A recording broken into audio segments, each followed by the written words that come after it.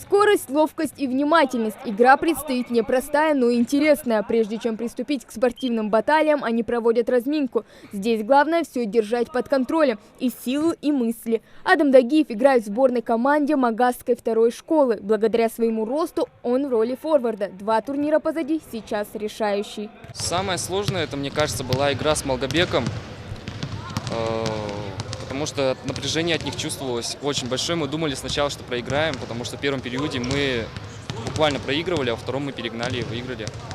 А дальше, думаю, ничего сложного нет. Единственное, сейчас немножко волнуюсь, но это со временем проходит. Первыми на площадке сошлись команды Назрановской гимназии и Магасской второй школы. Сегодня для поклонников баскетбола здесь настоящее зрелище. Скучным этот вид спорта точно не назовешь. Игра делится на 4 тайма, каждый по 10 минут. За это время каждая из команд должна показать хороший результат. Это ловко удается игроку Магасской команды.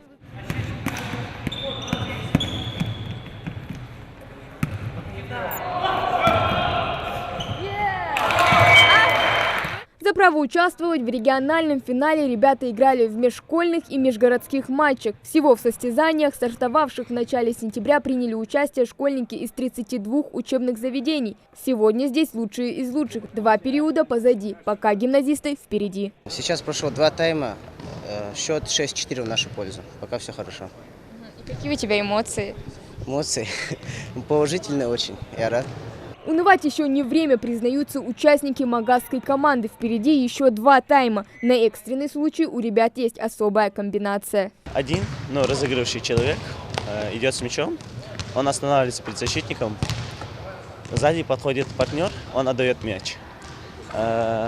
Тот, кто стоял с мячом, он забегает, если его закрывает, то другой проходит.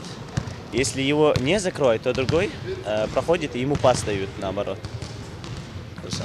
И забиваем. Организатор турнира региональной лиги «Баскетгейм» Ком молодежи. Инициативу Республиканского комитета по делам молодежи поддержали Федерация баскетбола Ингушетии, Минобрнауки и Минспорта Республики. В первом этапе муниципальном было отобрано 16 лучших команд. Сейчас их в 4 раза меньше. А все началось с желания популяризировать баскетбол в регионе. Написали этот проект, подали на всероссийский грантовый конкурс, и по итогу мы победили и начали свою реализацию незамедлительно. В итоге это привело к тому, что сейчас мы наблюдаем финальную игру, и мы планируем проводить такие игры на постоянной основе, потому что все-таки баскетбол – это очень хорошая такая спортивная игра, которая нуждается в ее популяризации.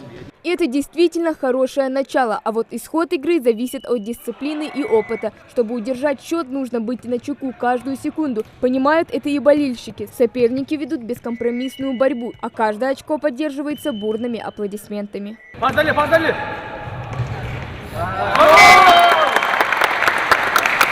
Мы пришли поболеть за команду мальчиков города Малгобека.